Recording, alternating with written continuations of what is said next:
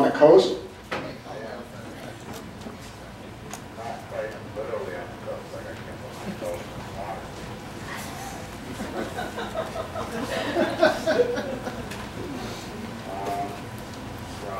Have we got everyone else? Did we reach Eli Lake? Yeah, I'm here.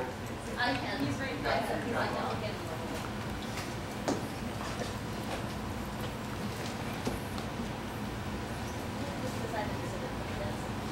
Yeah.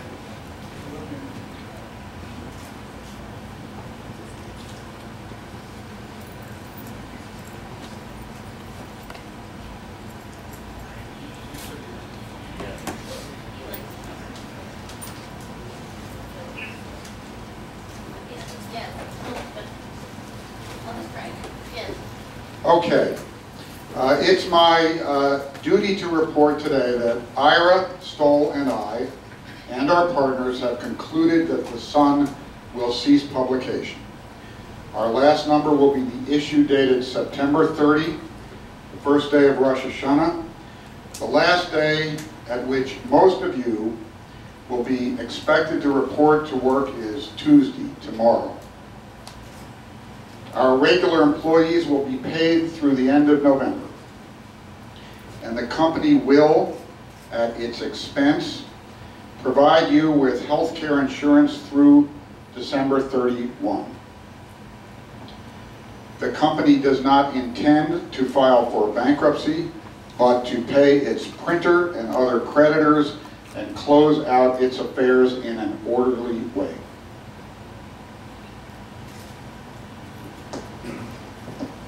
I want you to know that Ira and I and our partners explored every possible way to avoid having to cease publication. We have spoken with every individual who seemed to be a likely prospect, a likely partner, and everywhere we were received with courtesy and respect. I tend to be an optimist and held out hope for a favorable outcome as late as mid-afternoon today. But among the other problems that we faced was the fact that this month, not to mention this week, not to mention this afternoon, has been one of the worst in a century in which to be trying to raise capital, and in the end, we were out not only of money, but of time. So we are at this sad moment. It is sad for any newspaper to go out of publication, and it is particularly sad for one that is as loved as much as all of us here love the New York Sun and the readers we have won in our 6.5 years of publication. But I want you to know that the decision to close the paper has not been an acrimonious one. It is a logical decision following a hard-headed assessment of our chances of meeting our goal of profitable publication in the near future. This was always a risk, and all the greater is the heroism of all of you and of our financial backers. Even at the end, they were offering millions of dollars if we could find the partners we needed. I don't mind saying to you, as I have to them, that I very much regret, I will always regret, that we were not able to return to them the capital they invested in us. Yet, we have not heard a single regret from any one of them on this head, which underscores the fact that it was not only for the possibility of profit that they invested in this newspaper, they invested in other ideals as well. They invested in the ideal of the scoop, the notion that news is the spirit of democracy, and in the principles for which we have stood in our editorial pages. equality under the Constitution and the law, limited and honest government, free markets, sound money, and a strong foreign policy in support of freedom and democracy. They liked the way the sun reflected the dynamism of our city and spoke for its interests in the national debate. They invested in the joy with which you illuminated the cultural life of New York, and in our willingness to spring to the defense of so many who were not always defended. And in the thrill of our sports coverage, the verve and warmth of our society coverage, and in our efforts to bring together a community and to give it a voice. Our backers asked me to tell you that they are enormously proud of what you accomplished. A sentiment that was expressed for all of our partners pointedly in the most recent board meeting, by our founding chairman, Roger Hertog. I am sure his reference was not only to our reporters and editors who come in for the public attention, but the advertising, circulation, and business departments whose staffers have gone out every day into an environment in which most newspapers are losing advertising and circulation, and yet manage to produce consistent gains. This month, our last, was a record for advertising revenues, which were up more than 60% over the year earlier month and ahead of the budget goals, with year-to-year advertising revenues, year-to-date advertising revenues up nearly 25%. Is Nancy here? Here I am, Seth. Did I get that right? You did. Thank you.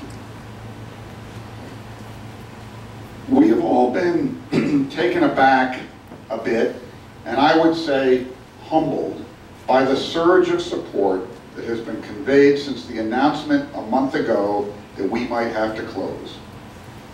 Mayor Bloomberg, despite our differences on many issues, was our constant reader and encourager.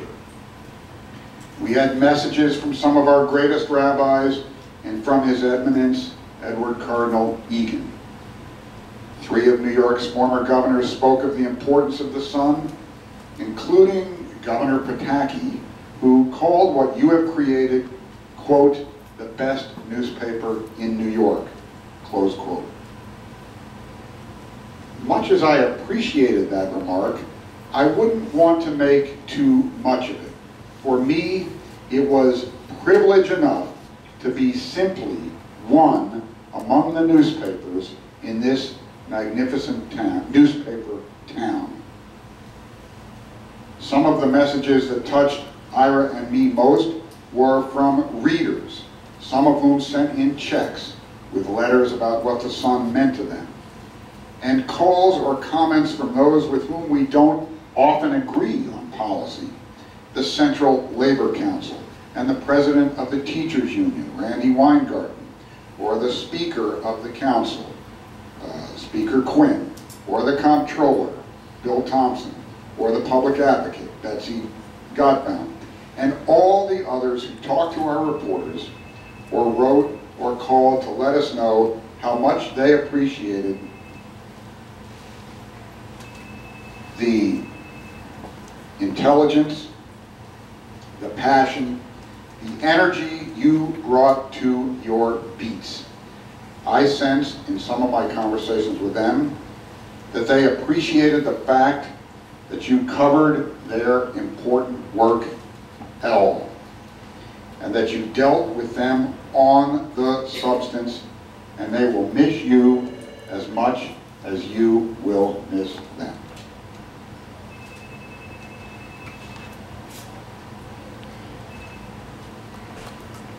It is in the nature of things that there are going to be some jeers as we go out, as there were when we came in. Do not be discouraged by this. To those who say to you, "I told you so, I knew it would fail," you can say this: no wonder you didn't join us.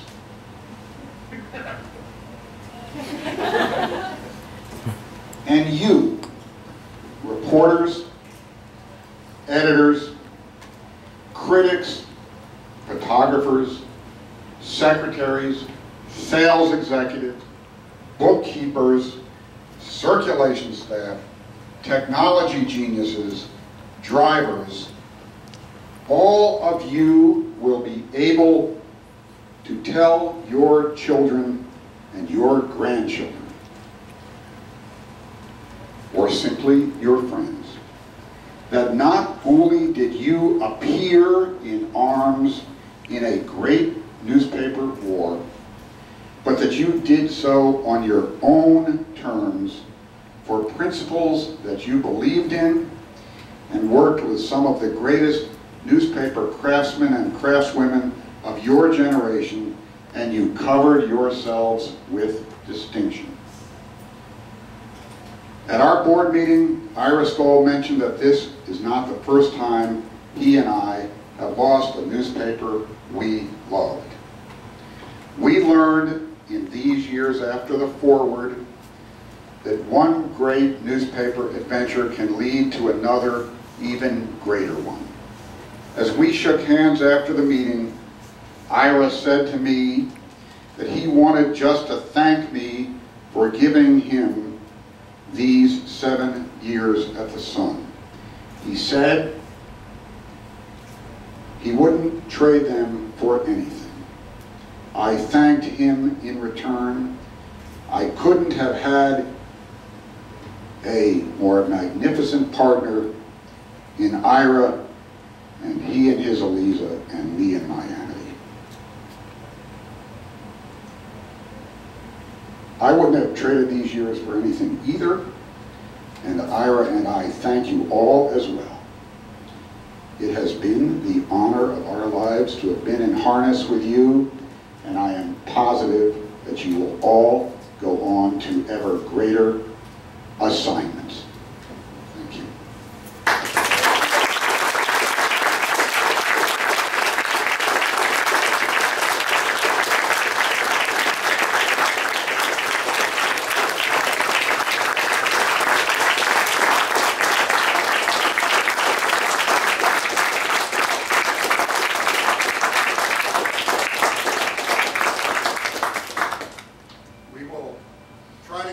For those of you who are still in town tomorrow, there'll be some bagels and coffee here. It won't be a big deal, but I know you're going to want to meet with Cheryl